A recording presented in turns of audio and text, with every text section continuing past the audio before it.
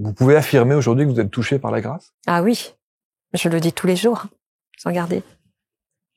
Vous voyez, partout, ça descend sur moi. Je frissonne partout, même dans les cheveux, les pieds, tout, partout. Je suis touchée par la grâce. Je l'appelle, hein. Esprit Saint descend, viens. Voilà, voilà, il est là. Merci d'être avec nous et bienvenue. Voici cette nouvelle rencontre que l'on vous propose aujourd'hui pour faire ce que l'on appelle un saut quantique. Waouh, tout un programme et mon invité, évidemment, vient de loin d'ailleurs pour nous en parler. Je suis très très content de l'accueillir parce que je la suis sur les réseaux sociaux. Elle s'appelle Marie-Laure Will et elle est sur les canapés. Bonjour Marie-Laure. Bonjour. Je suis content que vous soyez là. Oui, moi aussi, merci de infiniment. On va faire ensemble ce saut quantique. Alors, vous savez que quand on a préparé l'émission, on a eu quelques réflexions de personnes qui nous ont dit, on a le sentiment que le mot quantique, en tout cas, il est un peu utilisé à toutes les sauces en ce moment. C'est un peu tendance. Vous êtes d'accord avec ça? Oui, c'est vrai. On le voit partout. Et ça me rappelle l'époque où on parlait du coaching. Et en fait, après, on a utilisé le mot coach pour tout. Coaching de sushi, coaching de... C'est vrai, c'est vrai, c'est vrai. Mais vous avez quand même pris ce mot-là, oui, qui détermine ce que vous faites, ce que vous êtes et ce que vous préconisez dans vos accompagnements. Et on va voir ça. Pourquoi avoir choisi ce mot? C'est la question. Je vous pose la question. Est-ce que je l'ai vraiment choisi, en fait? Je ne l'ai pas vraiment choisi. Il est venu à moi parce qu'en fait, au départ, c'était pas le mot quantique que j'avais, c'était le mot transformation accélérée. Mmh. Et puis, je sentais que c'était pas encore ça. Je me souviens plus exactement le moment où j'ai reçu le mot quantique, mais en tout cas, ce qui m'a parlé, ce qui est là, c'est cette fulgurance et ce direct de A à Z. Et je crois qu'on m'avait parlé de la théorie des 2 cordes et je me suis dit, mais c'est ça qui se passe parce que moi-même, j'essayais de comprendre le processus, le phénomène en fait qui se déroulait. Et là, j'ai associé le mot quantique et tout naturellement, le mot avant saut est arrivé parce que c'est vrai qu'on fait un bon quantique. Donc bon quantique, saut quantique, c'est plus joli. Vous avez parlé de la théorie des 2 cordes. Qu'est-ce que c'est? Alors, moi, je suis pas une spécialiste de la physique quantique. En tout cas, mais ça juste vous a pour parlé. Expliquer, voilà. En quoi ça m'a parlé, en fait, c'est que ça sort des lois de la physique fondamentale, je veux dire.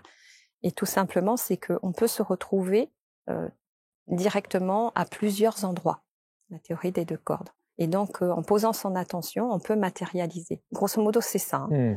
Et on est dans cet univers-là du saut quantique, c'est-à-dire qu'on est dans un univers de la manifestation rapide par l'intention, bien sûr, mais pas que ça. Il y a plusieurs dimensions de conscience que l'on franchit.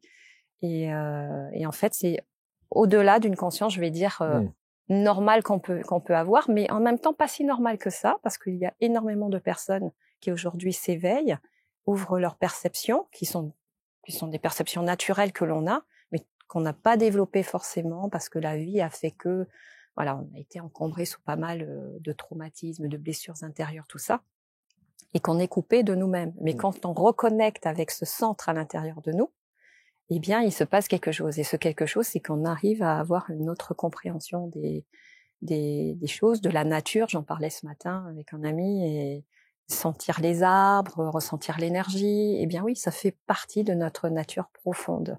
Ce qui est fascinant avec vous, Marie-Laure, c'est que j'ai en tête, en ayant préparé l'émission, votre parcours de vie. Ouais. Et quand on parle de ce saut quantique, on se dit « Waouh, que vous venez de loin ». Oui. Ça, non, mais c'est vrai.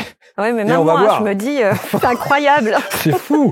Non, mais c'est extraordinaire. C'est-à-dire que vous étiez, on va rentrer dans le détail dans un instant, restez bien avec nous parce que c'est vraiment intéressant. Et quand on parle des rencontres, la thématique, c'est évidemment de revoir un peu le parcours de vie qui permet d'aujourd'hui d'affirmer et de confirmer ce que vous êtes. C'est ça qui est intéressant. Mais vous n'étiez pas du tout prédestiné à ce que vous êtes aujourd'hui. Pas du tout. Et vous étiez dans le dur, dans le matériel pur. Oui. Ouais. Dans l'argent, ah oui, dans la finance. La finance. Ouais, dans la finance pure. Ah oui. Mais vraiment, non, j'avais aucun signal que ma place aurait été à cet endroit aujourd'hui. J'avais rien. Moi, normalement, si j'avais poursuivi la voie, puisque effectivement, donc j'ai une base d'expert comptable et je suis devenue directrice financière, après directrice générale de filiale américaine. Donc après, j'ai travaillé dans les grands groupes, dimension globale, internationale. Si j'avais continué, alors d'aujourd'hui, je pense que j'aurais dirigé une boîte peut-être de 10 000 personnes. C'était ça ma destinée. Et ça n'a pas du tout été ça. Vous y pensez encore aujourd'hui? Oui. Oui, parce que je me dis, mais c'est fou, quoi. Tous les jours, je me dis, mais c'est dingue. Et en même temps, j'aime tellement ma vie. Aujourd'hui, c'est... Vous n'avez pas de regrets, pas de remords? Non. Ouais. Vraiment. C'est l'extraordinaire. Et sans doute pas le même niveau de vie. Vous en parlez dans la préparation. Vous dites, vous aviez tout pour être parfaitement, j'allais dire, heureuse matériellement parlant, parce que vous aviez une vie confortable. Donc, switcher comme ça, le fameux déclencheur, et on va y revenir, peut-être qu'un hamburger peut changer la vie de quelqu'un. C'était votre cas. C'était on ça. va voir pourquoi. Mais vous aviez tout pour être heureuse dans un monde qui, visiblement, ne vous correspondait pas. Alors, j'avais tout matériellement, mais j'avais quand même ce truc à l'intérieur qui me titillait, où je sentais que je flippais, ça se voyait pas. Je montrais de l'assurance, bon, j'avais l'ego qui était là, tout va bien, j'assure, je vais mener ma direction, je vais mener ma réunion, il n'y a pas de problème. Mais je flippais, j'avais peur. J'étais un peu, oui, du stress. Ouais. J'étais un peu comme cette fille qu'on voit dans le film Love Affair avec Pierce Brosnan, et ils sont avocats tous les deux. Et elle va dans les toilettes pour manger un chamallow comme ça parce que elle flippe. Et ben moi, c'était ça. Ouais. Je me disais, aïe aïe aïe, comment je vais m'en sortir devant toutes ces employés? Qu'est-ce que je vais leur dire? Mais je me posais 1000 questions. Ça tanguait beaucoup. C'était très fébrile en fait. Je le sentais. Ça parle à beaucoup de gens qui nous regardent et qui ont ce sentiment-là. Mais c'est le fameux sortons de notre zone de confort. C'est le fameux osons. Et c'est le fameux déclencheur. Vous, dans votre déclencheur, d'après ce que vous avez raconté dans votre histoire, c'est incroyable. C'est-à-dire, vous êtes au bureau, vous faites des heures sup, comme on dit, parce qu'il faut bosser. Ouais. Et là, il y a l'homme de ménage qui passe et qui vous dit, mais Marie-Laure, qu'est-ce que vous faites là? Vous devriez rentrer à la maison. Et vous lui dites, non, mais il n'y a pas de problème, je pars dans 10 minutes. Ouais. Une demi-heure après, vous êtes encore au bureau. Bah oui. Et il revient avec un hamburger. C'était chaud, hein. C'était chaud. D'abord, c'est une belle attention. Ouais. Et vous dites que c'est à ce moment-là que vous prenez conscience que qu'est-ce que je fais là, quoi? C'est ça qui a été le déclencheur?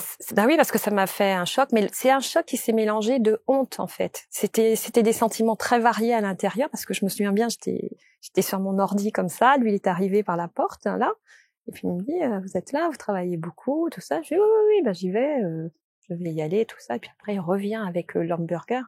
Et c'est là où je me rends compte, j'étais tellement coupée de moi-même, que je me rends compte que j'avais faim et que je travaillais à un point d'oublier que j'avais faim. Parce que son hamburger, il sentait bon et je me suis dit, c'est trop bon. Ouais. Et là, sur le chemin du retour, ça m'a percuté. Est-ce que on peut considérer que, avec cette première prise de conscience, effectivement, qui vous percute, est-ce qu'on peut dire que tout s'aligne pour qu'à un moment donné, votre vie doit changer? Parce qu'il y a un licenciement qui arrive derrière. Ouais. Est-ce que tout s'aligne à ce moment-là pour bien vous faire comprendre que ça suffit, cette vie? Avec le recul, je dirais oui, parce que sur le moment, j'en avais pas la compréhension. Le licenciement a été brutal. Donc, il faut reposer le contexte. Nous sommes en 2005. C'est la bulle Internet, une explosion de la bulle Internet. Moi, je travaille dans une boîte du high-tech avec l'Internet. Donc, ça se passe mal. Ils décident de faire des licenciements économiques. Et donc, je suis la patronne de la filiale française. Donc, je pensais être la dernière à partir. Et puis non, en fait, on commence à, ce qu'on appelle les charrettes, on commence à faire des vagues de licenciements. Et puis me voilà prise dedans. Donc, la grosse claque, parce que du jour au lendemain, mais moi, c'est à l'américaine, hein, on m'envoie le courrier. Merci, et on me dit au revoir, vous revenez surtout pas demain. On met les portes incendies. Je dis, mais allô, quoi? Comme si j'étais une criminelle. Mais comme j'étais la boss, donc j'avais des informations sensibles, donc ils voulaient absolument plus que j'intègre les locaux. Donc ça a été très très très violent, et certainement avec le recul, quand on en parle, hein, oui. Je me dis ben oui, c'était prédestiné. Je serais pas partie de moi-même. J'étais loin de ça. Jamais j'aurais imaginé. Moi je pensais que j'allais fermer la filiale française et qu'après on m'aurait proposé un poste aux États-Unis ou je ne sais pas. Comme j'avais envie de voyager, donc mais jamais j'aurais imaginé que j'allais faire partie de la boucle. À partir de ce moment-là, quelle est dans votre vie la place à la spiritualité, au développement personnel, à l'accompagnement, à ce que vous êtes aujourd'hui? Est-ce que ces dimensions-là de la personne, de l'être-té, existaient déjà? Alors, j'avais déjà cette ouverture parce que j'étais une chef, je dirais, pas comme les autres, puisque j'avais intégré déjà dans la filiale chaque semaine des sessions de massage. Voilà, j'étais déjà dedans. Le bien-être au travail. Le bien-être au travail, c'était super important. Je le défendais. Je voulais vraiment que c'était des ingénieurs, donc je voulais vraiment que les ingénieurs, on travaillait beaucoup, donc ils avaient un espace de repos. J'avais créé un espace de repos. Chaque semaine, comme je disais, mais il y avait le massage. J'organisais aussi des team building. La cohésion de groupe. La cohésion de groupe. Donc j'étais dedans et j'avais lancé d'ailleurs ce mouvement-là dans le groupe en Europe. C'était une ouverture. Au niveau de ma spiritualité, j'étais plus dans la religion parce qu'après ça a bougé vers la spiritualité. Je faisais ma prière, je crois en Dieu, j'étais dans une communication personnelle, mais honnêtement, les deux étaient séparés. Il y avait, ça se touchait pas, et je voyais même pas comment ça pouvait se rejoindre. J'étais pas là. Donc avant le saut quantique, il y a le saut dans le vide, parce que vous n'avez plus de job. Vous vous retrouvez dans une situation. Non mais c'est dur. J'imagine. Plus de voiture. Plus de voiture. J'avais une voiture, une grosse voiture de fonction. Plus de voiture, plus d'ordi, plus de téléphone, puisque le téléphone c'était le téléphone de la boîte. C'est des trucs de fonction. Hein. Voilà. On m'a demandé de tout rendre le lendemain, mais moi j'ai eu le courrier à 19h le soir. Il fallait aller chercher le recommandé, donc moi vraiment je savais pas que ça allait se terminer là. J'ai laissé mon ordi ouvert, mes dossiers ouverts. J'ai dit je vais à la poste parce que j'ai reçu un recommandé. Et en fait, je suis pas revenue. Ah ouais, carrément. On m'a dit, vous ne retournez pas. Bon, alors qu'est-ce qu'on fait à ce moment-là? C'est une déflagration. C'est une déflagration. J'étais perdue. Je savais plus où j'étais. Je suis pas sortie de chez moi pendant plusieurs jours. Hein. Il faut encaisser. Je savais plus penser. Je comprenais pas. J'ai perdu, quoi. C'est terrible, hein, c'est fort. Hein. Il y a beaucoup de gens qui vont se retrouver, alors peut-être pas aussi brutalement, parce qu'en France, effectivement, on a des méthodes qui sont un peu plus longues quand on parle de licenciement, de préavis, de choses comme ça. Vous, le système américain fait que, comme dans les films, hein, les mecs arrivent avec leur carton et ils repartent et c'est terminé. Comment est-ce que vous allez commencer votre transformation, votre évolution, votre prise de conscience au travers de ce que vous préconisez aujourd'hui? Comment les choses évoluent pour en arriver à ce fameux « je suis un catalyseur de vie ». En fait, c'est que ma première réaction, ça a été, parce que je viens d'une famille d'entrepreneurs. Donc, je me suis dit, la première réaction, plus jamais, je vais travailler comme ça pour un groupe. Je voulais plus être en tout cas en front line, c'est-à-dire à la direction générale. On se prend quand même beaucoup de choses. La pression. On peut pas parler à tout le monde. On est assez isolé. Tout autour de nous, on pense qu'on a la meilleure place. Et non, pas forcément. Donc je me suis dit plus jamais. Et je ne savais pas quoi faire. Et j'en ai pas parlé à ma famille parce que je me suis dit je vais pas inquiéter. Je vais attendre de voir ce qui se passe. Sauf que les jours passaient. Et un jour, j'étais abonnée au Financial Times, et un jour je reçois donc le journal, et j'ouvre, et je cherchais naturellement un autre boulot. Je me suis dit, je vais trouver un autre job, mais je vais me la faire petite cette fois-ci. Je vais rentrer dans un poste, je vais pas prendre de direction, je vais me faire je sais pas quoi, mais je cherchais ça. Naturellement, j'ai contacté les chasseurs de tête pour être de nouveau sur le marché, et je vois dans les propositions executive coaching. Et je me suis dit, tiens, c'est quoi ça? J'ai jamais entendu parler de ce mot. Je vous parle de ça, nous sommes donc en 2005. Et là, je lis l'annonce, et c'était un cabinet qui était, je me souviens, c'était le cabinet qui s'appelait Praesta, et qui est donc sur les Champs-Élysées. Je postule, et ils me reçoivent, ils sont 3. Et donc, je fais l'interview, et il m'explique en fait, vous savez que pour être coach, il faut faire une formation. Je fais, ah bon, c'est un métier. Donc, je découvre cet univers. Il y en a un des 3 qui est vraiment charmant et qui me sert un peu de mentor, qui voit mon potentiel, parce que j'étais quand même une HP au potentiel dans l'entreprise. Il voit mon potentiel, il comprend ce qui s'est passé pour moi et le traumatisme que j'ai vécu. Et donc là, il me sert un peu de mentor, il m'indique, il me dit « Ok, formez-vous ». Et je me forme en fait. Je me forme avec Vincent Lénart, l'école Transformance. C'est bien, mais je sens que c'est pas ça. Il y a quelque chose à l'intérieur de moi. Il faut dire aussi que depuis petite, c'est plus que ma bonne étoile, c'est un truc à l'intérieur qui me pousse à aller chercher. Il faut que ça colle, en fait. Il faut que ça matche. Il faut que je sente qu'à l'intérieur, ça fasse ça. Ce que certains appelleraient l'intuition plus. Je ne sais pas trop comment le décrire. C'est comme si c'était vivant, en fait, à l'intérieur de moi. C'est comme un personnage. C'est pas un esprit. Je peux pas dire quoi qui fait que il faut que tu viennes à ma rencontre. Mais je savais pas encore que c'était l'âme, en fait, qui m'appelait. Parce que pour moi, l'âme, elle était à l'extérieur.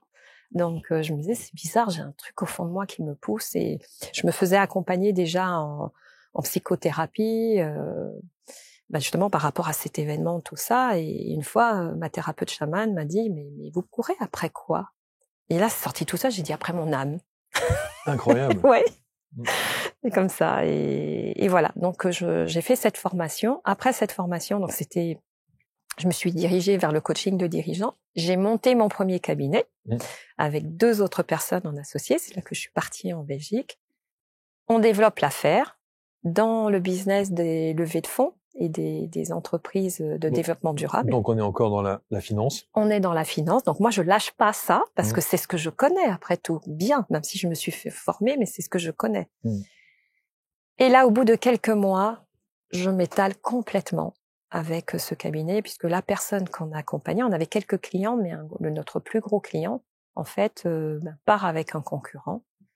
Mon contrat était pas suffisamment bien ficelé. Ça s'écroule.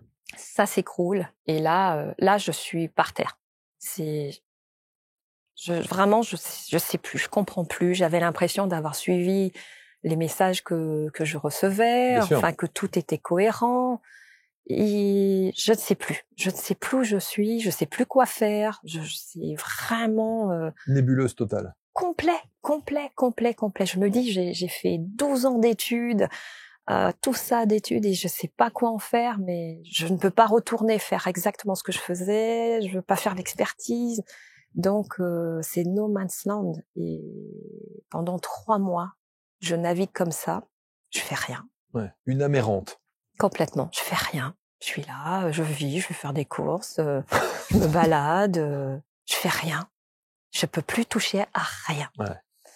Et donc la fin d'année arrive et que mon compagnon de l'époque me dit va faire parce que lui il essaye de voir comment je peux me relever aussi. Il me dit va faire un voyage, je sais pas, une sorte de voyage initiatique, ça va t'inspirer. Et je lui dis ouais bof. Vous choisissez quelle destination? Et je choisis à la base l'Égypte parce que l'Égypte m'a toujours attirée avec Isis, Osiris parce que j'étais quand même très branchée quoi. Et je choisis ça, je contacte Expedia à l'époque et ils me disent non c'est complet pour le voyage que je voulais parce que c'était juste entre Noël et jour de l'an. J'avais la période. Ils me disent non c'est complet. Je dis ah mince c'est pas là que je dois aller. Bon ok. Et lui il me pose la question, il me dit mais où est-ce que tu aurais tellement aimé aller et qui est irréaliste? Et je lui dis je sais pas, j'ai toujours imaginé les lieux de la Bible. Est-ce que ça existe vraiment? Et il m'a dit oui, ça existe vraiment. Je dis je veux aller là. Jérusalem. Et donc Jérusalem. Et donc je décide de partir à Jérusalem et mamma mia, ça se passe tellement mal à l'aéroport que j'ai regretté ce voyage au départ, puisqu'on m'arrête et on me prend pour une terroriste. Donc on me met en cellule, on me fouille, ça dure. Pour une fois, moi qui suis toujours un peu juste en timing, j'étais arrivée 4 heures à l'avance, j'avais tout le temps et je passe 2 heures en cellule au rez-de-chaussée. Mon Dieu. Ouais, c'est terrible. Mais je m'en prends, je trouve que je m'en prends beaucoup là cette année-là. Ouais, c'est violent, tout est violent quand même. Terrible. C'est après que je comprends que c'est venu vraiment pour fissurer ma structure égotique. Je devais lâcher le personnage en fait. Lâcher ce personnage de la directrice, lâcher ce personnage de la financière, lâcher même cette forme d'assurance que je m'étais construite pour aller toucher ma vulnérabilité profonde, quoi. Et ça, ben, je peux dire, j'ai mangé la terre. J'ai mangé la terre parce que je pouvais plus me raccrocher à rien. J'avais perdu prise sur tout. Et là, je me retrouve dans une cellule. Je comprends même pas pourquoi. Ils me prennent mon sac, ma valise. Je peux même pas passer un coup de fil. Et je suis à un quart d'heure de chez moi. Je peux même pas dire que je rentre chez moi parce qu'ils vont dire, ah ben oui, elle est une terroriste. Je peux rien faire, je bouge pas. Donc finalement, ils m'embarquent dans l'avion menotté avec une banderole orange, passager dangereux. Et moi, je me dis, moi qui fais même pas mal à une mouche, dans quelle histoire je me retrouve? C'est ça l'Israël, c'est ça Jérusalem, c'est quoi ça? Et je suis terrorisée, traumatisée, je suis pleine de stress, de tension. Je n'arrive même pas, de peur. Je n'arrive même pas à articuler. C'est quelque chose, hein. Ma tête, tout est pris. Je n'arrive pas à articuler. Et heureusement pour moi, j'étais prévoyante. J'avais prévu qu'un taxi vienne me chercher à l'aéroport parce que j'avais peur d'être récupérée par la garde en arrivant. Donc là, ça allait et le taxi est venu et il m'a emmenée donc à Jérusalem où j'avais réservé mon hôtel. Et comme je venais pour 4 jours, ben j'ai dit je rentre à l'hôtel, je ne bouge plus. C'est sûr. Je ne bouge plus. C'est sûr. Si le moindre geste vous retrouve dans une cellule, à un moment donné, effectivement, ne bougez plus. Hein. J'ai dit, je bouge plus, je reste à l'hôtel, il y a le restaurant, tout, je ne sors pas, je mets même pas le pied dehors parce que je voyais, ils avaient la mitraillette, tout ça. Moi, je connais pas ça. Et pourtant, vous parlez de ce voyage à Jérusalem comme votre éveil spirituel. Ouais. Oui, parce que en fait, je suis à la réception, je pose une question à la réception et on me dit, vous sortez pas? Je dis, non, je sors pas. Et je sors pas. Il me dit, mais si, allez-y, il y a des choses à voir, tout ça. J'ai dit, non, j'ai un peu peur. Ils me disent, bah, écoutez, allez avec Samy, on a notre chauffeur, Samy, on travaille avec lui. Vous pouvez y aller en confiance. Je dis, bon, allez, je m'ouvre un peu. Parce que j'y étais allée en quête déjà de quelque chose. En fait, moi, je voulais... Le Christ habitait beaucoup ma vie depuis petite. J'avais eu des rêves avec lui, on avait dialogué et... J'avais déjà ça en moi et donc je voulais aller à Jérusalem pour aller sur les lieux cachés où il avait fait ses enseignements. Et donc je dis oui, mais moi je veux aller dans les endroits où les touristes ne vont pas. Il me dit oui, Samy va vous emmener. Et donc Samy, je fais la tournée avec lui et il m'emmène donc sur le mont des Oliviers, au dôme de l'Ascension. Il me fait signe, allez-y, montez. Et lui il va prendre un verre avec ses copains. Je fais, ah bon, d'accord. Je flippais un peu parce que j'avais peur d'être seule, en fait. Et il me dit, si, non, mais ne vous inquiétez pas, allez-y, montez. Et c'est là où ma vie va basculer. Que se passe-t-il? Qu'est-ce que vous ressentez? Il se passe que je rentre dans le dôme de l'Ascension et sur le moment, je vois plein de petites bougies allumées. Je dis, waouh! Il y avait 2 ou 3 personnes. Bon, il y a toujours une certaine retenue. Quand on rentre dans un lieu, il y a d'autres personnes. Bon, voilà, c'est petit, c'est rond, je vois la hauteur. Et par terre, il y avait le marbre avec l'empreinte du pied du Christ. Donc, je suis impressionnée, je me mets en connexion. Je commence à prier, à remercier d'être là parce que je trouve ça incroyable, là où il a fait son ascension. Et puis, j'entends une voix. Mais comme dans un haut-parleur. Et cette voix, elle dit, tu t'élèveras. Tu t'élèveras, une voix d'homme très grave, tu t'élèveras. Je dis pardon. Voix que vous êtes évidemment la seule à entendre. Oui, voilà. Ce n'est pas une voix extérieure de quoi que ce soit. Moi, j'ai pensé que c'était un haut-parleur. Oui, vous pensiez que c'était un haut-parleur. Moi, je me suis dit, c'est bizarre, il doit y avoir un haut-parleur. Je cherche. Non, il n'y a pas de haut-parleur. Voilà. Et il répète, tu t'élèveras. Et là, moi, avec un peu d'humour, je lui dis, bon, c'est bien sympa cette voix, mais là, vu comment c'est haut, non, je peux pas, j'ai pas d'échelle pour monter jusqu'en haut. Mais je parle comme ça, en fait. Puis je dis, bon, c'est trop bizarre cette voix qui dit de s'élever. Mais en même temps, je suis tellement tendue, je suis comme ça, un peu tétanisée, toujours depuis l'arrivée, quoi. J'ai pas décroché, je suis tendue. Et d'un seul coup, en fait, j'ai senti, mais comme des lianes qui se défaisaient, d'un seul coup, dans tout mon corps. Je dis, mais c'est quoi ça? Comme si tout se libérait. Tout se libérait, tout s'est détendu, libéré, mais plus rien. Et en fait, j'avais plus accès à mon mental. J'avais plus. En une fraction de seconde, j'ai basculé dans un état d'apesanteur et de bien-être, mais plus que ça, c'était la paix, la grâce et la paix. Après tout ce que vous aviez précédemment vécu, Ouais. la transition, là aussi, est brutale, pour le coup. Mais belle. Je peux même pas réfléchir à ce moment-là. Je suis stone, quoi. Et je vis simplement ce moment où, en fait, j'ai l'impression que moi, c'est l'endroit, le dôme, c'est moi. Effectivement, ma conscience, je la vois d'en haut. Enfin, je suis un atome, je suis partout, je suis l'infiniment petit, je suis l'infiniment grand. Je peux même pas me dire c'est génial, c'est tellement bon. Moi, ça me fait beaucoup penser aux personnes qui décrivent les NDE, en fait. C'est tellement bon que je ne peux qu'y rester. J'ai pas de décision, j'ai pas de pouvoir, j'ai pas de prise de contrôle, je n'ai rien de tout ça. Je suis. Simplement, je suis. Et après, j'ai la conscience, par contre, j'ai comme un appel qui dit, il faut que j'y aille. Donc, je ne sais pas combien de temps a duré, jusqu'à aujourd'hui, je ne sais pas combien de temps a duré ce moment-là. Je sors, sauf que en sortant, ma vision a complètement changé et mon ressenti a complètement changé. C'est-à-dire, j'avais l'impression de marcher à 1 mètre au-dessus du sol comme un cosmonaute au ralenti. J'ai vraiment eu cette impression-là. Et les arbres, il y avait les oliviers, je les voyais scintiller de lumière. Wow. Comme dans le film La prophétie des Andes. Mm-hmm. Voilà. On voit à un moment donné, il perçoit la conscience, en fait. Mais je savais pas que c'était ce mot-là. Et je vois les arbres.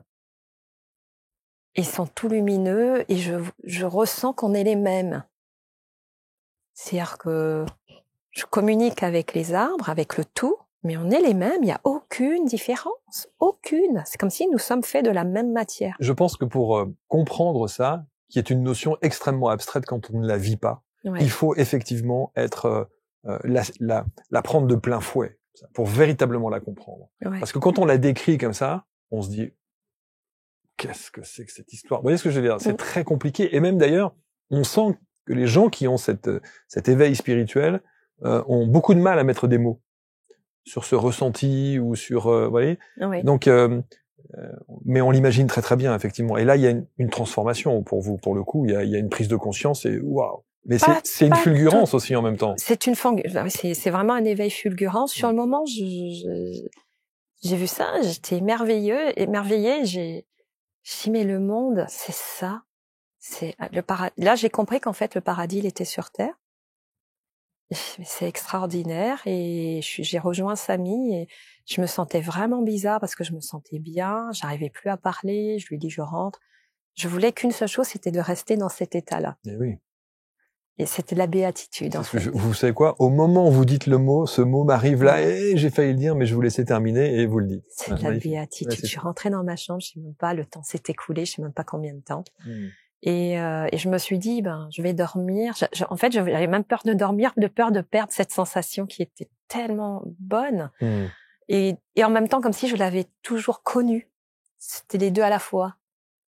Et donc en fait, entre le ressenti que vous avez, cet état de béatitude dont vous parlez, et cette voix que vous entendez, ce lieu qui est quand même chargé d'histoire, il y a une prise de conscience en vous disant, qu'est-ce que vous vous dites à ce moment-là? Est-ce que vous voulez exploiter ça? Vous voulez le dire au monde entier? Vous voulez, même pas. Vous voulez le garder pour vous? Vous voulez... J'en parle à mon compagnon qui m'appelle, puis je lui dis, tu sais, mais t'es arrivé à un truc incroyable. Je suis complètement shootée de paix. Comme ça, je lui dis. Je suis stone, je suis shootée de paix.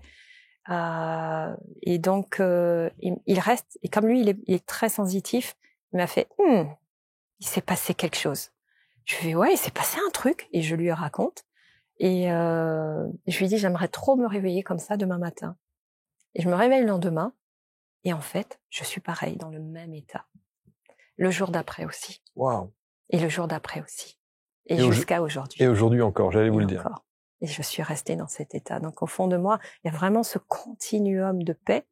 Et c'est exactement ça que je transmets dans le saut quantique. Mais pour venir le toucher, je fais revivre cette expérience d'éveil dans un endroit simulé, reproduit. Et je fais franchir en une journée une accélération en fait de la réalisation du soi. Ah, ça, il faut vraiment nous l'expliquer, ça. Ça, il faut nous l'expliquer parce que c'est tout aussi abstrait que ce que vous avez vécu et ce que vous ressentez. Comment est-ce qu'on peut l'expliquer aux gens? Dans votre accompagnement, vous parlez effectivement il y a marqué, fondatrice du saut quantique. Bon, alors, qu'est-ce que ce saut quantique? De quelle manière cet accompagnement se concrétise-t-il? Est-ce qu'il faut être dans un lieu spécifique? Est-ce qu'il y a une partie théorique? Est-ce qu'il y a une partie pratique? Est-ce qu'il y a une mise en situation? Comment se présente cet accompagnement spécifique que vous proposez à ceux et celles qui nous regardent? Alors en fait, ce qu'il faut savoir d'abord, le tout début de cet accompagnement, c'est que ça tient, c'est moi, c'est ma personne, parce qu'en fait ce jour-là, ma signature énergétique s'est modifiée. Mais vraiment jusque dans mes cellules. Mes cellules ont été modifiées, ça a été prouvé au niveau biologique, la forme de mes cellules. Le médecin m'a dit, j'ai jamais vu des globules blancs et des globules blancs comme ça. J'ai jamais vu ça. Non. Ok. Et donc déjà physiquement, il y a une transformation. Physiquement, il y a une transformation cellulaire. Donc après, je comprends au fil des années que j'ai effectivement ce qu'on appelle les cellules divines. Il y a une vibration qui a été mesurée. J'étais à l'Institut métapsychique de Paris, on a mesuré. J'ai un champ vibratoire qui est hors norme.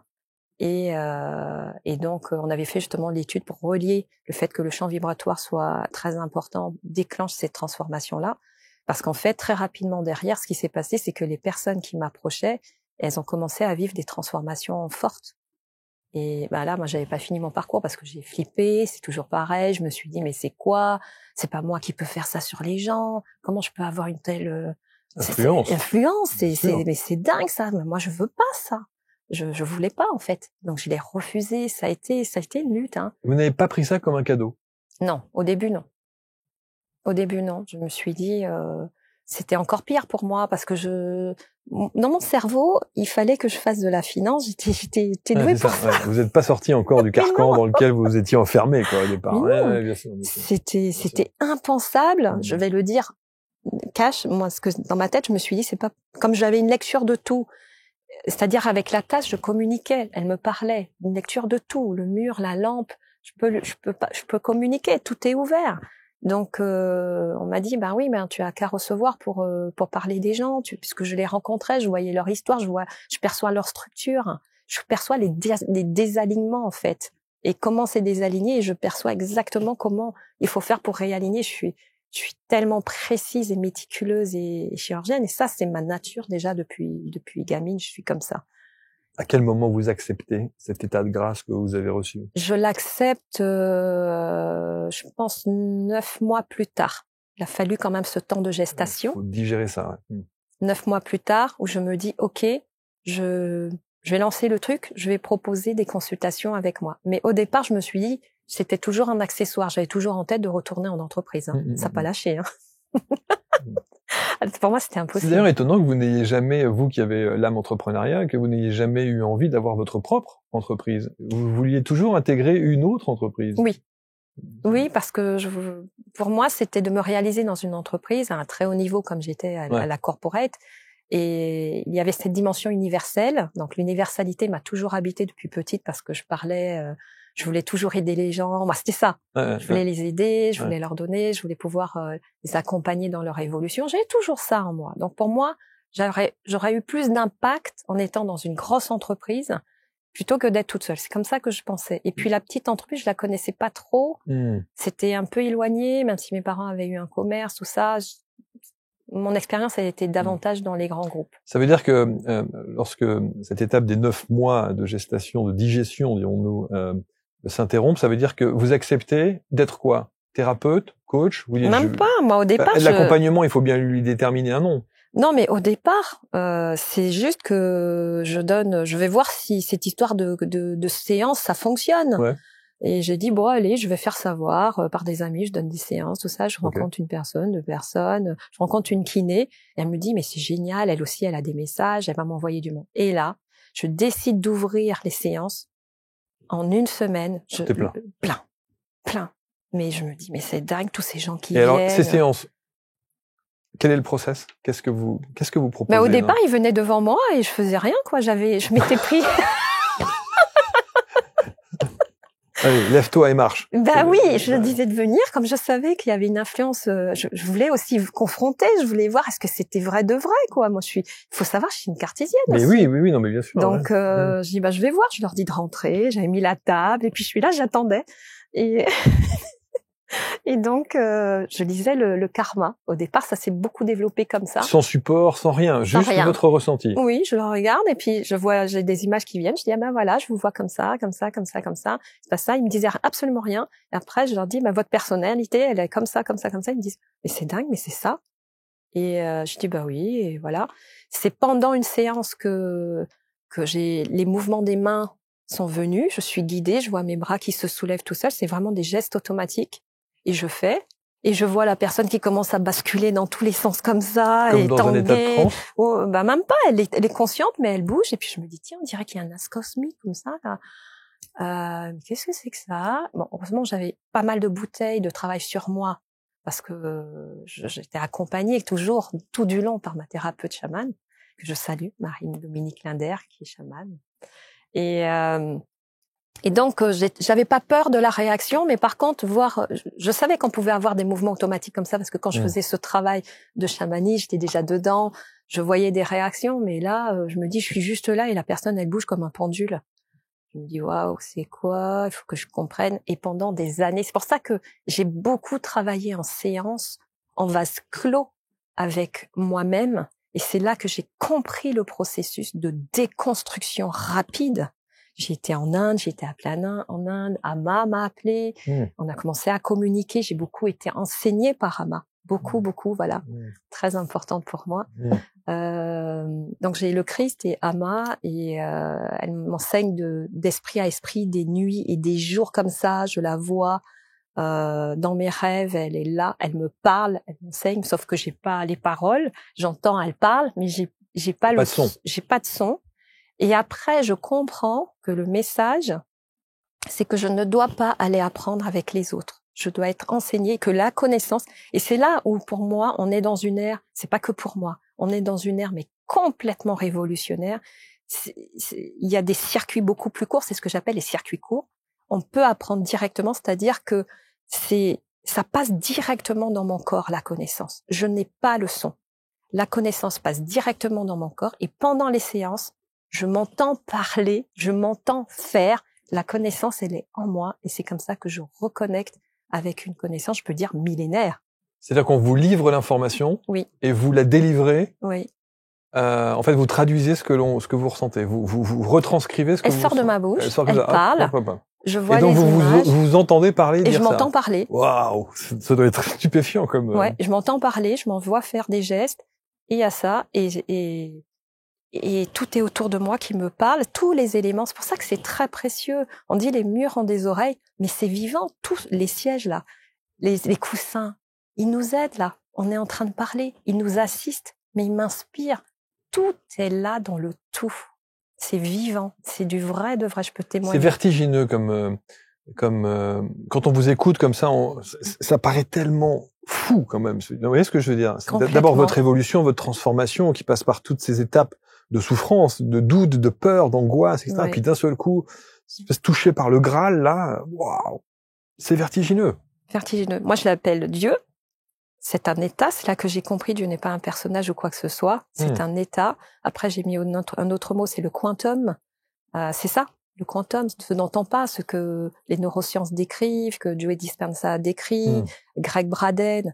Mais là, c'est pas des concepts. Là, je le vis, je suis en contact avec, je suis le quantum. Nous sommes le quantum. Je voudrais juste ouvrir une petite parenthèse et la refermer très vite, simplement savoir votre entourage, qui vous connaît si bien dans cet univers très cartésien, dans votre psychologie, philosophie. J'imagine qu'ils ont dû halluciner de la transformation. Vous êtes plus la même. Ça a été très dur. Heureusement, j'avais un frère qui lui était ouvert. Donc lui, il était un peu mon guide spirituel depuis petite parce qu'il avait vu que je posais des questions métaphysiques. Et il est médecin. Et il est médecin. Donc il a les deux. Il est médecin et en même temps ce truc-là. Il était déjà un peu bizarroïde dans la famille. Et puis là, il y en a une deuxième. Et donc tout de suite, je lui ai confié ce qui s'était passé pour moi. il avait tenté on a acheté des bouquins, tout et tout, mais j'ai pas pu les ouvrir parce que moi, on m'a dit, tu ne prends aucune connaissance. Qui est clairement, le message que j'ai reçu, c'est tout ce qui est écrit là est faux. J'ai dit, mais comment ça, c'est faux? Ils les ont écrits. Tout ce qui est écrit est faux. Alors, ces bouquins, c'est à base de quoi? Il y avait Barbara Brennan, les mains de lumière, tout. Voilà, j'avais tout ça, mais une pile. Je n'ai pu ouvrir aucun bouquin. Parce que vous vous entendez dire, ne lis pas ça, c'est une erreur, c'est faux. C'est faux. Et c'est après j'ai compris, c'est faux pour toi. Et ça aussi, c'est un enseignement que je passe, c'est que chacun, nous avons notre propre connaissance. On est connecté à notre soi. C'est ce qu'on appelle le moi supérieur, mais pour moi, qui est juste à l'intérieur, qui est pas là-haut, qui est à l'intérieur. Donc, votre accompagnement aujourd'hui, c'est pour aller rechercher ce soi... Oui, c'est la supraconscience, en fait. Le moi supérieur, c'est une supraconscience. Et cette supraconscience, en fait, eh bien, elle est l'âme. Elle est ça. Et c'est un discernement, et c'est une façon c'est toi que tu es, mais libéré de beaucoup de traumas, de freins, de résistance. Mais c'est plus que dans la tête, c'est dans les mémoires cellulaires. Et je dirais plus que dans les mémoires cellulaires, c'est dans le centre cosmique de la mémoire cellulaire. Tu es, souvent les personnes que j'accompagne et ceux qui viennent, les centaines de personnes qui viennent, les milliers même de personnes qui viennent vivre le saut quantique disent, mais c'est hallucinant. Je me regarde en arrière et je vois, c'est un autre moi qui était là. Ils sont plus les mêmes. Ils sont plus les mêmes. Ils ont plus le même rapport au monde. Ils sont plus les mêmes. Est-ce que votre approche et votre méthode, du coup, est toujours la même? C'est-à-dire que vous n'avez pas de support, rien de particulier. Vous êtes vous. Vous arrivez face aux gens qui vous sollicitent. Elle vibre partout, l'énergie. Là, et boum. Là, vous êtes en train d'en prendre, vous savez. C'est vrai. Je suis preneur. C'est l'énergie d'abondance, c'est l'énergie divine, c'est l'énergie extraordinaire de la grâce qui est là. Et elle rayonne partout, tout le temps. Partout où je vais. C'est pour ça que je fais très attention à mes déplacements et là où je vais. Et je bénis tous les lieux de lumière quand je prends je vais à l'aéroport, je prends l'avion, tout ça, les passagers. Je prie pour tout le monde en permanence parce que c'est vraiment ça, moi, qui me porte. Que tout le monde s'élève et accède à cette conscience-là. Wow. L'approche que vous avez, ce que vous préconisez dans ce fameux saut quantique, il se présente de quelle manière? On peut faire ça en individuel, on peut faire ça en groupe. Vous faites des sessions de stage, vous faites des immersions, vous faites des week-ends, des semaines, des retraites. Comment ça se passe? Alors j'ai un événement phare qui s'appelle le saut quantique, donc qu'on a déposé la marque. Le saut quantique, c'est. On se retrouve dans un lieu. On se retrouve dans un lieu, on prend la fusée. Ok. Et en fait, c'est moi. Vous parlez même de show, hein? Oui, c'est un show quantique. Parce que quand j'étais gamine, je voulais faire de la comédie musicale. Je suis profondément une artiste. La famille aussi, nous sommes artistes. Je chante, je danse, je joue des instruments.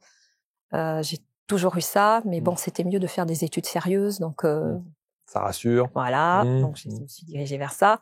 Mais en fait, avec tout cet éveil, tout ça est remonté.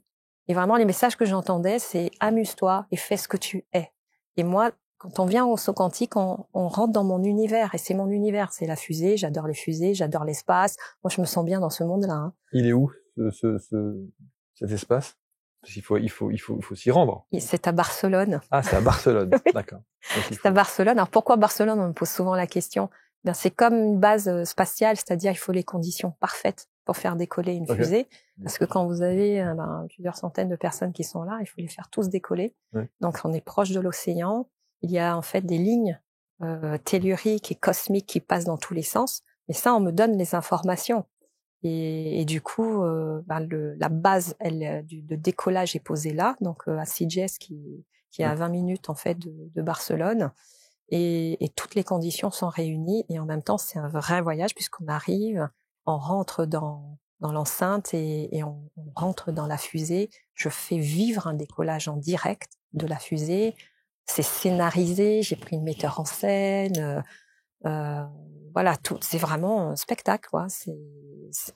On est dans l'hybride. Ouais, c'est ça. C'est un spectacle à vivre. À vivre, ouais, c'est ça. Mais de transformation. De transformation, ouais. Et ça dure combien de temps? Combien de temps il faut séjourner là-bas?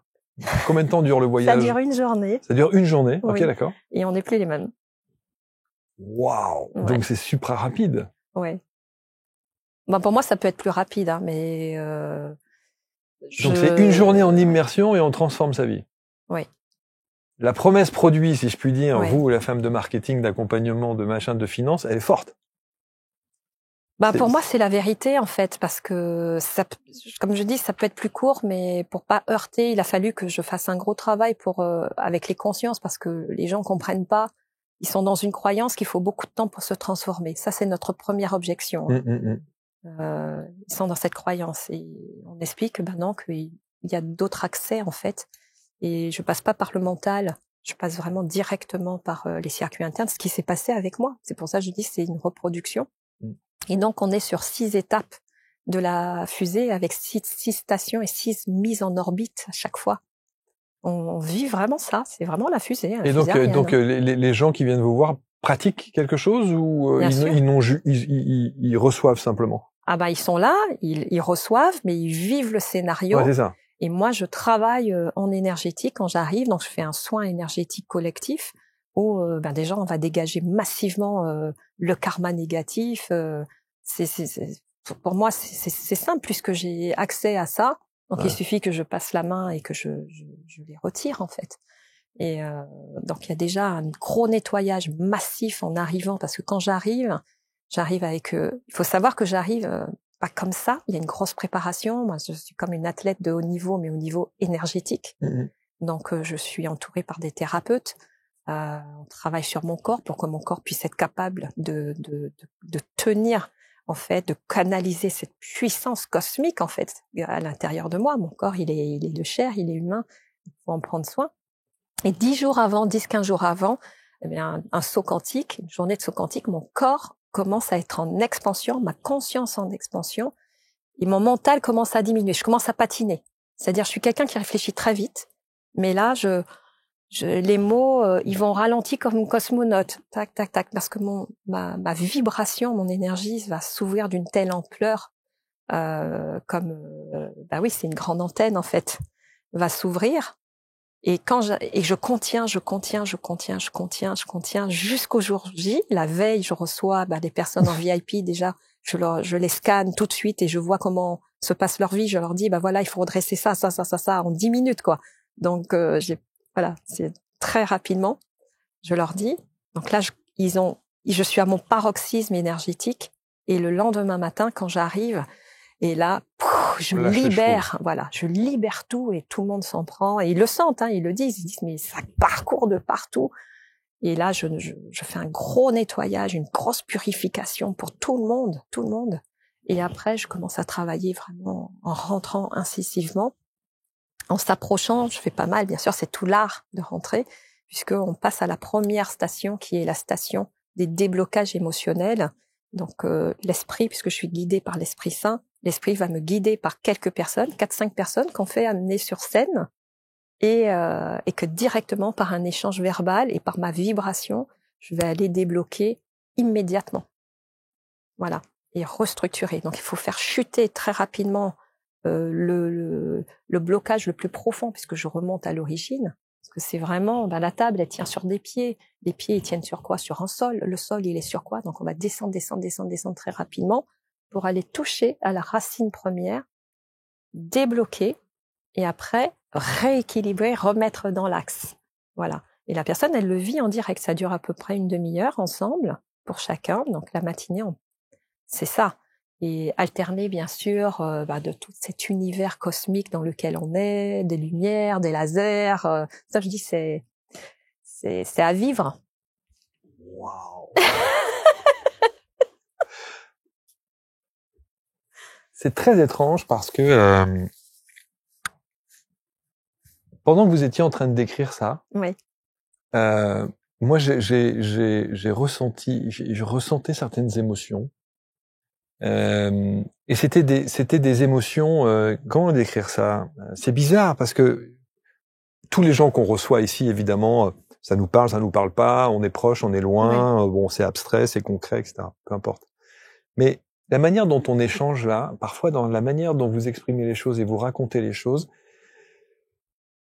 je ressens une espèce d'émotion qui peut arriver jusqu'aux larmes. Oui, c'est ça. Rien que parce que je le en discutant le verbe, comme voilà, ça. Non, mais c'est très bizarre. Et alors, ça monte. Oui. Et puis évidemment, le mental fait que oh, t'es gentil, détends-toi, Oui. redescends. Donc, vous faites redescendre. Et je ressens ça à cet instant-là. Exactement. C'est très bizarre. Voilà, vous le ressentez. C'est pour ça que je vous le dis parce que j'ai rarement eu ce genre de sensation-là. Ouais.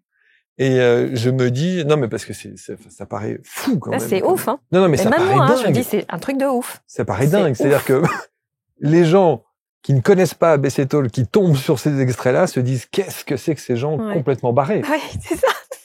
Non mais c'est vrai. C'est ça. Et c'est réel. Et c'est ça parce que ça passe par la vibration du verbe, comme je le verbalise et que je suis dedans et que en fait j'ai le don d'ubiquité puisque je suis ici en même temps dans le saut quantique puisque je le décris puisque je suis pleine à chaque fois, je suis unité. Et donc l'énergie du saut quantique pendant que je vous le décris, elle passe par la vibration. Donc c'est comme ça que vous ressentez. Et mais c'est ouf. Et après il y a la deuxième station où je décris les grands mouvements planétaire et l'ouverture de conscience. Et pendant que je parle, alors là, c'est le verbe, comme on est en train de faire, ça permet aux gens d'ouvrir leur conscience, c'est-à-dire des trucs qui prennent 10 ans, 20 ans, 30 ans, par leur expérience, leurs épreuves de vie, à comprendre, à acquérir une certaine sagesse. Là, il y a des ouvertures, paf, paf, paf, paf, et des transcendances qui se font.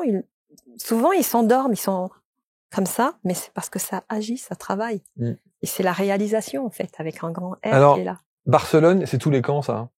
À peu près tous les trimestres. Ok. Vous en faites un par trimestre? Oui. Une journée par trimestre? Oui. D'accord. C'est intense comme rythme, mais en même temps, c'est mon rythme. C'est le rythme aussi des personnes qui m'entourent parce que naturellement, je peux pas faire ça toute seule. J'ai une formidable équipe autour de moi et dédiée avec la même vision. On est porté par une mission. On est tous portés par une mission. Moi, je me sens pas plus haut que les autres. C'est juste, on est pour moi une bande de copains et de copines et qu'on a envie, de faire un truc et que si ça peut aider, tant mieux, quoi. Vous prenez ça comme un don, comme quoi? Comme un don et comme une mission. Comme une mission, et il y a que ça en fait à vrai dire, il y a que ça qui m'intéresse, il y a que ça qui m'habite. Est-ce que cette voix que vous avez entendue à Jérusalem, elle est revenue? Non. Ça a été la seule fois. Je l'ai plus entendue. Est-ce que vous êtes retourné à Jérusalem depuis? Non, j'aimerais beaucoup. Mais là, j'attends que ça se calme un peu. J'aimerais retourner sur ce lieu-là, en fait. Vous remercier. Est-ce que ça vous semble pompeux que de dire, vous pouvez affirmer aujourd'hui que vous êtes touché par la grâce? Ah oui. Je le dis tous les jours. Regardez. Vous voyez? Partout, ça descend sur moi. Je frissonne partout, même dans les cheveux, les pieds, tout, partout. Je suis touchée par la grâce. Je l'appelle, Esprit Saint descend, viens. Voilà, voilà, il est là.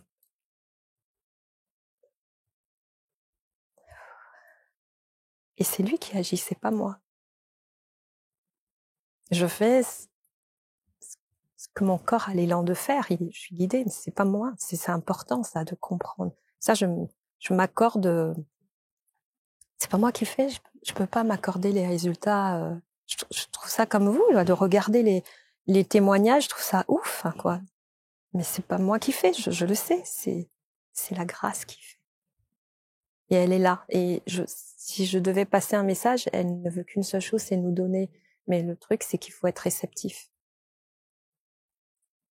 Et c'est ce que je fais le jour du saut quantique. C'est presque frustrant, épuisant, fatigant que de devoir se dire mais comment se fait-il qu'on n'ait pas tous? Vous croyez pas que ce monde se porterait un peu mieux si on avait tous le ressenti que vous avez? Alors ça fait partie de l'histoire. Dans votre affaire, ça ne vous aiderait pas. Mais ce que je veux dire, c'est que ouais, ça fait partie de l'histoire. En fait, ce que j'ai compris, c'est par rapport à l'histoire de l'Atlantide. L'Atlantide, ils ont fait le même parcours. C'est-à-dire, c'était très barbare au départ. Et puis après, ils ont développé leur conscience, ils ont développé leur capacité. Il faut savoir, dans de l'Atlantide, ils se déplaçaient en téléportation d'une planète à une autre. C'était comme ça. Puis après, ils ont atteint un tel niveau de conscience que le monde s'est écroulé. Mais eux, on dit que ça s'est écroulé, il n'y a plus rien. Mais moi, de ce qu'on m'a montré, parce que tout ça, ce sont des informations que j'ai reçues, j'ai lu dans aucun bouquin. Hein.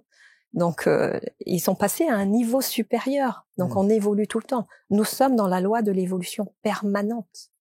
Je suis obligé de me faire l'avocat du diable, Marie-Laure. Ouais. Que dites-vous? Alors, vous allez me dire, j'ai rien à prouver à personne. Mais que dites-vous aux gens qui disent, OK, elle dit ça, mais comme c'est improuvable, elle peut bien nous raconter ce qu'elle veut? Ça me touche pas parce que moi, je le vis. Et après, on est prêt ou pas. Et je vais dire c'est OK parce que c'est pas tout le monde qui doit être prêt. L'humanité ne peut pas être à 100% parce que quand vous disiez ben oui pourquoi voilà on vit ça serait pas plus simple. Eh ben non, ça fait partie de l'évolution. Il y a des personnes qui vont évoluer. Je dis pas plus rapidement parce que ça dépend du karma que l'on a vécu avant. Et il y a un point de rencontre où à un moment donné, eh bien, on est prêt pour accéder à cette accélération, à cette fulgurance et cette ouverture de conscience. Parce que le but, c'est effectivement quand même d'harmoniser sur la planète Terre. Hein, c'est l'évolution globale de la conscience humaine. Et ça prend déjà de plus en plus. Ben, si vous existez, vous faites ça, ça prouve. Hein, regardez, la réussite d'ABC Talk, elle va continuer, elle va s'amplifier encore. Parce que justement, il y a toute cette ouverture. Et moi, je contribue à ce mouvement, tout simplement. Mais ça fait partie de l'ordre des choses. Est-ce que des gens peuvent vous consulter en one-to-one? Oui, j'ai un programme haut de gamme en one-to-one, alors de 3 à 5 mois. Il faut savoir qu'il est très confrontant parce que vivre à mes côtés, c'est vivre avec un vortex énergétique. Donc, quand je commence un programme, on est connecté H24, 24 heures sur 24. Mais ça se fait, on peut faire à distance, en visio. Ben oui, c'est pour ça que moi je voyage partout et ça se fait à distance et ça fonctionne. On est dans le monde de l'absolu, hein, la distance ne peu importe. Et donc, c'est des déflagrations, des transmutations permanentes, et des situations. C'est-à-dire que la personne, elle vit en compressé sa vie pour pouvoir se réaliser en fait. Mais se réaliser pas comme ça, c'est pour réaliser sa plus haute dimension, c'est-à-dire sa dimension de l'âme. Je parle d'un retour dans la trajectoire, c'est-à-dire la trajectoire d'âme, elle est là. Nous, on est quelque part ici quand on n'a pas trop conscience.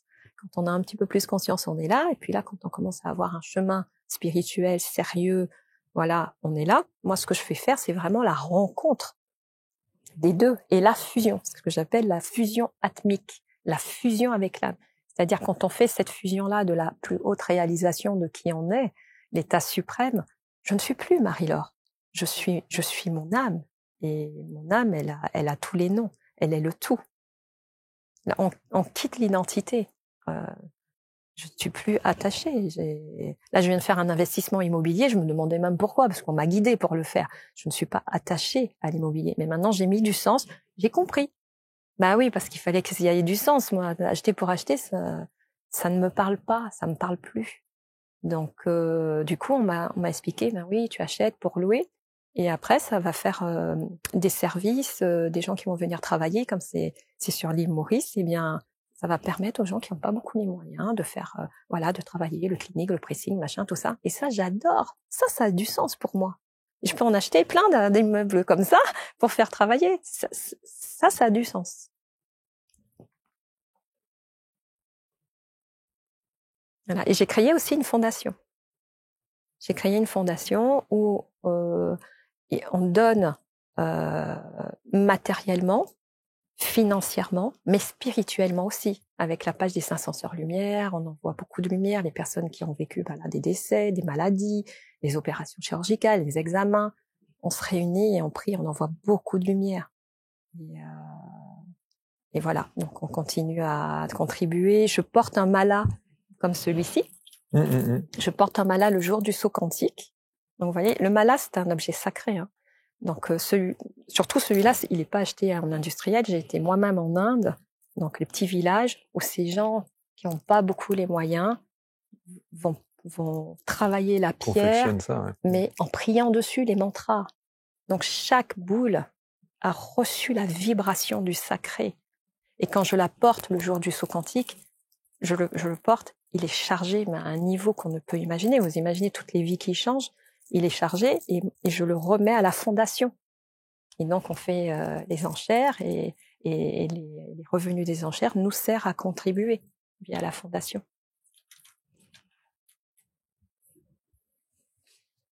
Vous êtes lunaire. Ah bon? Non, franchement, je sais pas comment conclure cette émission.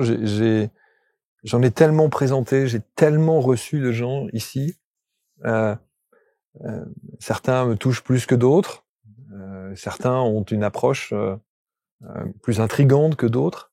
Mais vous, je sais pas comment la définir. Je sais que ça va être énormément commenté. Je sais qu'il va y avoir évidemment beaucoup de gens qui vont se poser des questions en disant qu'est-ce que c'est encore que non mais vous voyez ce que je veux dire. Il faut s'attendre à ça évidemment, je le sais. Mais je suis très touché par votre approche et j'étais plusieurs fois en train de me poser la question de me dire mais vous vous rendez compte de la Marie-Laure Will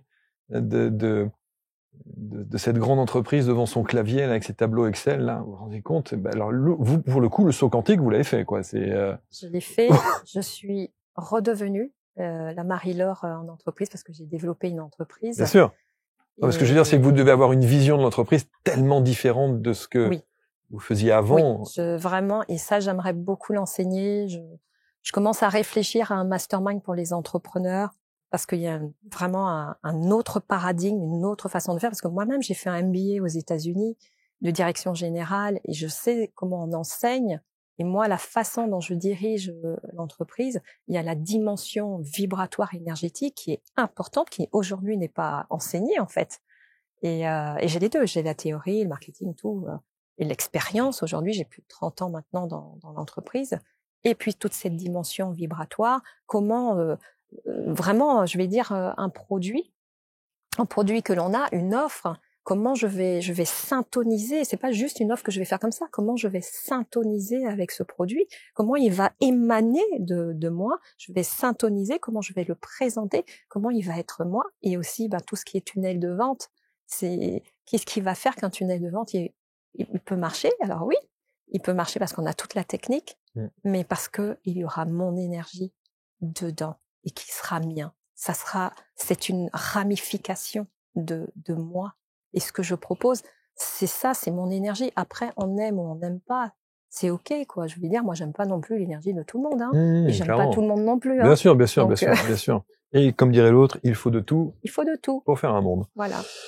Marie-Laure Will, on va vous mettre évidemment les liens pour rentrer en contact avec Marie-Laure, avec ses équipes, pour que vous puissiez faire un jour, je vous le souhaite, cette session à Barcelone, une des sessions de Barcelone, ça serait quand même extraordinaire, monter à bord de la fusée, et puis vivre cela intensément pendant ces 24 heures. Je vous y invite.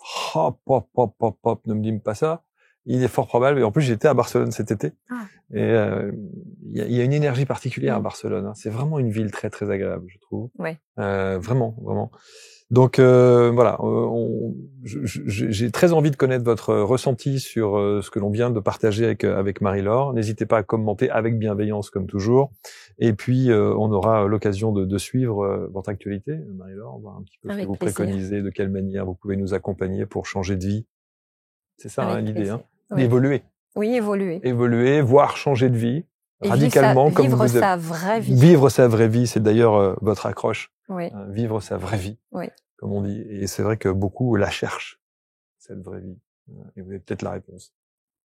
Enfin, moi, j'ai pas la réponse, mais... En tout cas, vous pouvez apporter des éléments de réponse pour qu'on chemine vers cette vraie vie. La personne elle-même, en fait, en se laissant recevoir, elle va avoir parce que c'est une transformation de l'intérieur.